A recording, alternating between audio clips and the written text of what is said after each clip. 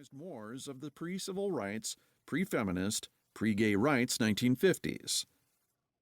It is because of anxiety, hatred, and hostility toward democracy that the rank and file in the January 6th insurrectionist mob was populated heavily with residents of exurban towns. The right-wing voters placing the United States on the edge of violent tyranny are not the only players in the story. They are reactionary, but also reactive. Exurbia grew as a means to escape not only the big city, but the increasingly liberal suburbs surrounding the cities. As suburbia becomes more diverse, progressive, and cosmopolitan, exurbanites' knuckles grow ever wider, clutching onto their power and paranoia. Something's happening in the backwoods. It's spreading out like water. Stone-cold rage in the hinterland. Government Mule declares in their protest song following the political ascension of Donald Trump. It was not the metropolitan areas, but the exurbs and rural villages that acted as a collective valet of Trump into the White House.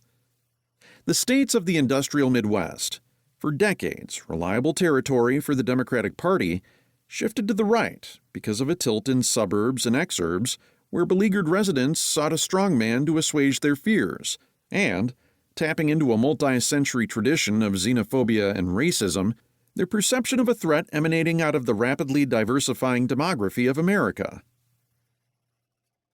Political forecasters and prognosticators appear in agreement that the genuinely swing territory of states like Georgia, Pennsylvania, and Arizona is not the solidly Democratic city centers or the blood-red rural ground, but the suburbs, some poor, some rich, some a stone's throw from the city, and some only marginally attached to urban energy and commercial activity. The shift of merely a few points toward Democrats in the suburbs was crucial to Joe Biden's 2020 victory.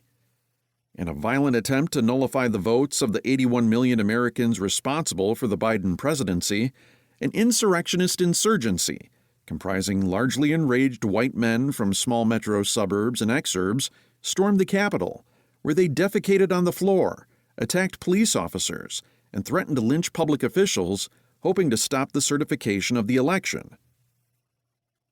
Similar to when two armies converged at Gettysburg, or a young minister named Martin Luther King organized a boycott of public transit in Montgomery, Alabama, suddenly many people are deeply worried, anxious, and excited about what transpires in places no one used to care about.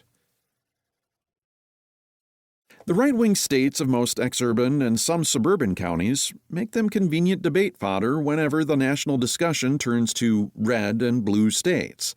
But the consequences are much greater than election results, which typically receive the breathless and often superficial coverage of competition in professional sports. Exurbia is no longer the setting of an intriguing subplot in American history. Because it is the recruiting and staging area for the extreme right, it is the battleground of American democracy.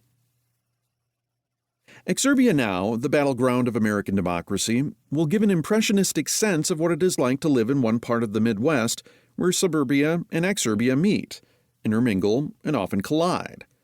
It provides a sense of the fight for democracy on the ground, in the heartland, and how suburbia is changing and exurbia is becoming radically right-wing in response. In the shadow of Chicago and stretching into the pastoral villages of Indiana, the geography of exurbia now illustrates the erosion, shifting terrain, and fertility of an American democracy that is both beleaguered and yet still full of promise. The stories, arguments, and observations that fill exurbia now derive from a writer in a unique position to offer a powerful chronicle. I combine over 10 years of journalism and familiarity with academic research into American voting patterns and political alignments with the education of my own life. I came of age in the Chicago suburbs, live in Northwest Indiana, and have come to possess a degree of intimacy with the people and places I describe. A drive through my part of the vast American landscape corrects many of the misperceptions that inhibit political comprehension and conversation. The average Trump supporter, for example, is not a hobo of globalization, merely angry at trade deals and political correctness. The reality is much more insidious. The average small town is not a backwater full of only prejudice and parochial judgment. The reality is much more inspiring. There are many Americans who do not